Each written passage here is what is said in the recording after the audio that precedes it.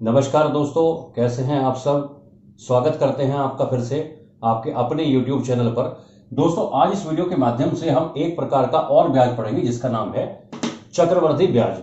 तो चक्रवर्ती ब्याज को जब आप निकालते हैं तो इस सूत्र की सहायता से आपको निकालना होता है, जैसे जनरल क्वेश्चन करते हैं आप लोग, लेकिन इसमें कैलकुलेशन बहुत लंबी हो जाती है।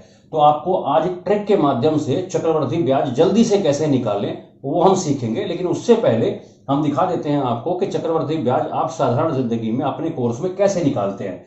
सवाल आपके सामने है कि लिखा है 10,000 रुपए पर 10% की दर से 2 वर्ष का वार्षिक ब्याज ज्ञात कीजिए। सूत्र आपके सामने है, फॉर्मूला जिसमें लिखा है मिश्रधन बराबर होता है मूलधन 1 जमा दर बटे 100 की घात समय। आइए इस प्रश्न को पहले इस फॉर्मूले की सहायता से हल कर देते हैं। तो जितने रुपए पर आपको चक्रवर्ती ब्याज ज्ञात करना है वो तो होता है आपका मूलधन, जो आपको दिया है 10,000 प्लस 1 जमा दर दी है आपकी 10 और बटे है आपका 100। और कितने साल का आपको निकालना है? 2 साल का। ध्यान देके चलेंगे और बहुत आसानी से आप पहले से सीख लें, जो आपके कोर्सेज में आता है 10 धाम 100।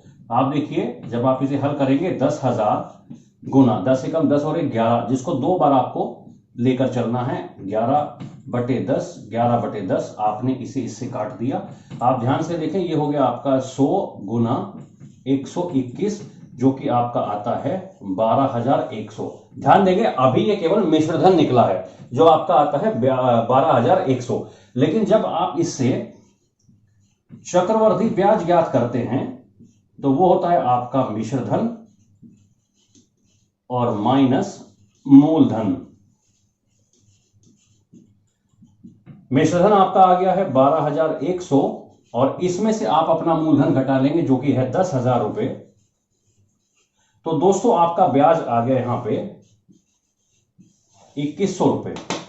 तो आपका चक्रवर्ती ब्याज इस सूत्र की सहायता से 2,100 रुपए आया। क्योंकि प्रैक्टिस आपकी अगर अच्छी है तो फिर भी थोड़ा सा समय लग जाता है, लेकिन आजकल प्रतियोगी परीक्षाओं का जमाना है, तो अब आप इसे एक शॉर्ट ट्रिक के माध्यम से जल्दी से कैसे कर सकते हैं वो मैं आपको सिखाऊंगा।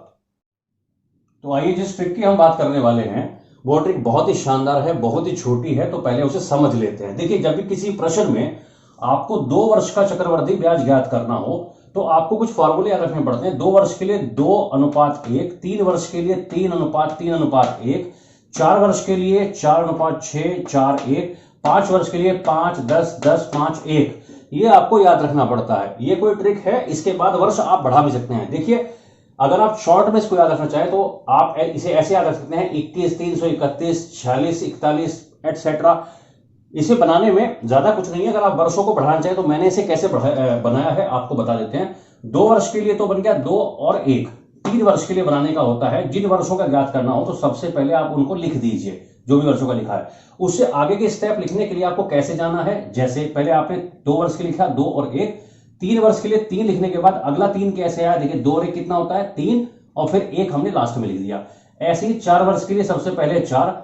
अब यार 6 कैसे आया, देखिए 3 और 3 कितने 6, फिर 3 और 1 कितना 4, और लास्ट में फिर 1 लिख दिया। ऐसे ही 5 वर्ष का देख लीजिए आप, सबसे पहले आपने 5 लिखा, फिर 4 और 6 मिला के आपका 10, फिर 6 और 4 मिला के आपका 10, फिर 4 और 1 मिला के आपका 5, और लास्ट में फिर 1 लिख दिया। ऐसे ही आप वर्ष बढ़ा सकते हैं। हालांकि प्रतियोगी परीक्षाओं में ज्यादा वर्षों के बारे में जिक्र नहीं आता, इसलिए अब इस ट्रिक के माध्यम से हम चक्रवर्ती ब्याज कैसे ज्ञात करेंगे बहुत जल्दी से आइए सीख लेते हैं। प्रश्न था 10,000 रुपए पर 10% की दर से 2 वर्ष का चक्रवर्ती ब्याज ज्ञात कीजिए। देखिए 2 वर्ष का पूछा है तो क्या लिखा है 2 और 1, तो पहले हम लिख देते हैं 2 और 1। ध्यान से देख के चलिएगा दोस्तों, बहुत ही शानदार है, बहुत ही आसान है।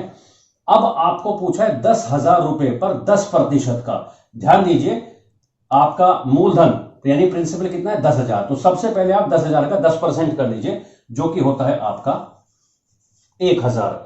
उसके बाद आपको 1 के पास जाना है, तो जो आपका 10% 1,000 आया, अब इस 1,000 का ही 10% कर लीजिए, जो आपका आता है 100। अब आपको इन सेक्शंस को गुना करना है, तो ये आपका हो गया 2,000, ये आपका हो गया 100 को आपने 1 से गुना किया, और जब आप इसको जमा कर देंगे तो आपका आंसर आ गया 2,100। तो दोस्तों देखिए, हो गया आपने, कितनी शानदार ट्रिक है। आइए समझ लेते हैं एक और सवाल को इसी शॉर्ट ट्रिक के माध्यम से, जिसमें पूछा गया है कि मूलधन आपका है 65,000 दर दी है 10% और समय दिया है 3 वर्ष। मैं इसे प्रश्न के रूप में बता देता हूं कि प्रश्न में पूछा गया 65,000 रुपए का 10% वार्षिक ब्याज की दर से 3 वर्ष का चक्रवृद्धि ब्याज ज्ञात कीजिए। तो ट्रिक क्या है चक्रवृद्धि ब्याज के लिए, आपको बता दिया ट्रिक। 3 वर्ष के लिए कितना कोड है 331। ध्यान दीजिए दोस्तों 331। तो सबसे पहले आप 331 लिख लीजिए। लिख लिया आपने। कितना है आपका अमाउंट यानी प्रिंसिपल 65,000। जो प्रतिशत दिया है उसको ध्यान से देख के चलेंगे आप। तो आप सबसे पहले 65,000 का 10% निकाल लीजिए जो कि होता है आपका 6500 रुपया।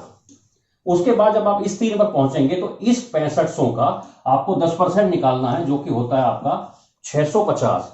और फिर जब आप 1 के पास पहुंचेंगे तो आपको 650 का 10% निकालना है जो कि होता है आपका 65। तो दोस्तों आपने ये पूरा का पूरा लिख लिया। अब आपको इस सेक्शंस को गुना करते हुए चलना है। आपको 6500 से 3 को गुना करना है तो ये आपका हो गया 3000, 3 5 15 और 3 जंग 18 और 1 19। आप देखिए प्लस, उसके बाद आप इसे गुना करिए 300, 3 5 15 और 3 जंग 18 और 1 19 प्लस, और ये हो गया आपका गुना करने के बाद 65।